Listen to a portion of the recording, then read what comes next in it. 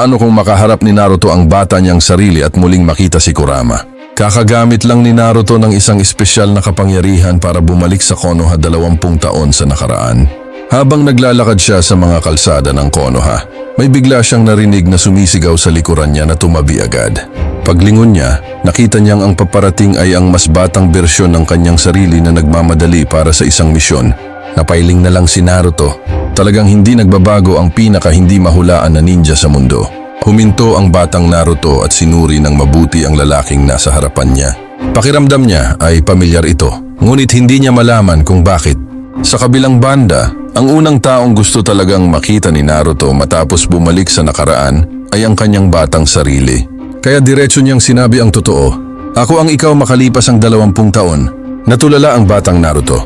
Siyempre, napakahirap paniwalaan ng ganong kwento. Para patunayan ang sinasabi niya, ibinunyag ni Naruto ang mga lihim na sila lang ang nakakaalam. Paborito mong pagkain ng Ichiraku Ramen. Ang una mong halik ay aksidenteng nangyari. At ang taong gusto mo ay si Sakura. Pagkarinig nito, biglang naging sobrang excited ang batang Naruto.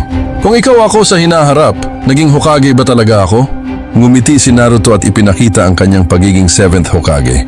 Namangha ang batang Naruto. Alam ko na kaya ko talagang maabot ang pangarap ko. Pagkatapos ay agad siyang nagtanong ng isa pang bagay. Nabawi ko ba si Sasuke sa huli? Biglang nag-iba ang ekspresyon ni Naruto at mabilis niyang iniwas ang usapan. Ngunit bago pa siya makasagot ng maayos, isang napakalakas na sipa ang tumama sa kanya. Napalayo siya ng lipad at nang tumingin siya sa itaas, nakita niya kung sino ang umatake. Si Otsutsuki Urashiki. Agad na sinabi ni Naruto sa batang Naruto na magtago sa kanyang likuran habang hinaharap niya ang kalaban. Ngunit mabilis na umatake si Urashiki at agad siyang tinamaan. Kinutya pa nito si Naruto at sinabing wala siyang silbi kapag wala ang kapangyarihan ng Nine Tails. Doon biglang naalala ni Naruto na nasa batang bersyon niya pa si Kurama. Matapos ang ilang suntukan, pumasok siya sa seal ng Nine Tails ng batang Naruto. Nagulat si Kurama nang makita ang isang hindi kilalang tao sa kanyang harapan. Agad itong umatake gamit ang napakalaking kuko. Sa sobrang takot, tumakbo palayo ang batang Naruto. Ngunit nanatiling kalmado si Naruto. Direkta niyang sinalubong ang kamao ni Kurama at ngumiti. Matagal-tagal na rin, Kurama. Sa sandaling iyon, lahat ng alaala at damdamin nila ay nagpalitan sa pamamagitan ng mga imahe. Agad na naunawaan ni Kurama ang buong katotohanan. Nalaman niya kung sino talaga ang Naruto na nasa kanyang harapan.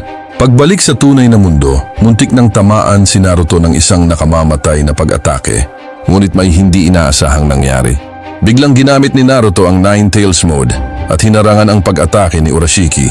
Napangiti si Naruto dahil alam niyang muling